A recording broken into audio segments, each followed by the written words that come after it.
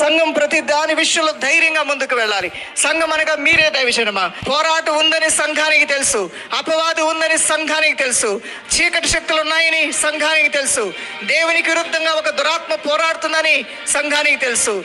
దేవుని కార్యాలు చల్లార్చడానికి లోకము బలీయమైందని, లోక కార్యములు బలీయమైనవని, అబద్ధ బోధలనేవి కూడా అవి కొంత భ్రమపరుస్తాయి, గలిబిలి చేస్తాయని సంఘానికి తెలుసు. సంఘానికి మరుగుపరిచిందే ఉందండి. నీతో అసలు నీ దేవుడు మాట్లాడిన రోజు అంటూ ఉందా? నీతో సంభాషించిన రోజు ఉందా? నిన్ను ధైర్యపరిచిన రోజు ఉందా? భయపడవద్దు, జడివద్దు, దిగులు పడవద్దని నీకు స్ఫూర్తిని ఇవ్వకుండా ఉన్న రోజు ఉందా? నిన్ను హత్తుకున్న ఆ రోజు నుంచి ఈ రోజు వరకు కూడా కనుపాపవలే నిన్ను కాపాడుతున్నాడు. నువ్వు నమ్ముకున్న దేవుడు, నువ్వు సేవిస్తున్న దేవుడు తల్లి వలె నిన్ను ప్రేమిస్తూ ఉన్నాడు. కోడి తన రెక్కల చోట్ల బిడ్డలను కాపాడినట్లుగా నన్ను కాపాడుతూ ఉన్నాడు. ఈ లోకంలో దేవుని సంఘము ధైర్యంతో ఎదుర్కోవాలి. నీ ముందున్నటువంటి సమస్యల్ని ఎదుటి నుండి అవి